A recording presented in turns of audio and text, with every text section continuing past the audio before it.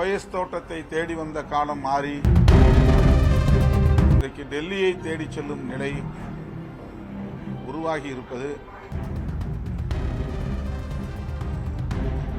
அவர்களை, குறிப்பாக முன்னாள் முதல்வர் எடப்பாடி பழனிசாமி அவர்களை பெரிதும் மதிக்கிறவன் என்கிற முறையில் என்னுடைய கவலையை நான் பகிர்ந்து கொள்கிறேன். அவர்